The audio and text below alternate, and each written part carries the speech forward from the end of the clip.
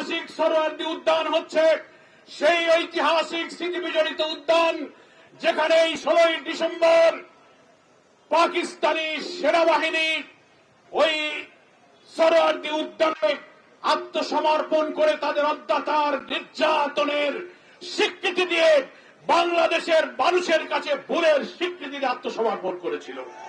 কিন্তু দুঃখজনক হল দিল্লির আধিপত্যবাদী ষড়যন্ত্রের কারণে এই স্বাধীনতা যে বাঙালির স্বাধীনতা নয়, এই স্বাধীনতা যে আমাদেরকে তারা দেয় নাই তার প্রমাণ সেই দিন প্রথম দিনে বিজয়ের দিনে দিয়েছে। সেটা হল জেনারেল নিয়াজির আত্মসমর্পণ করার কথা ছিল, মুক্তিযুদ্ধের সর্বাধিনায়ক এমএজি উসমানীর কাছেই আত্মসমর্পণ করা ছিল। কিন্তু আত্মসমর্পণ অনুষ্ঠানে মুক্তিযুদ্ধের সর্বাধিনায়ক জেনারেল উসমানী কেন অনুপস্থিত ছিল?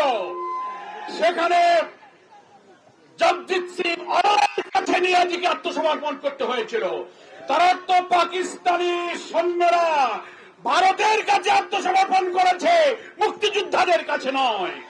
আমি মনে করি ওই আত্মসমর্পণ অনুষ্ঠানে মুক্তিযুদ্ধের সর্বাধিনায়ককে অনুপস্থিত রেখে বীর মুক্তিযোদ্ধাদেরকে অপমান করা হয়েছে।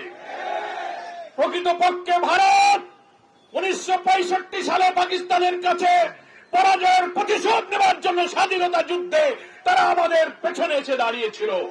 সেটা বিজয়ের এই দিনে তারা বাংলাদেশের মানুষের কাছে, মুক্তিযোদ্ধাদের কাছে পাকিস্তানকে আত্মসমর্পণ করতে দেয়নি।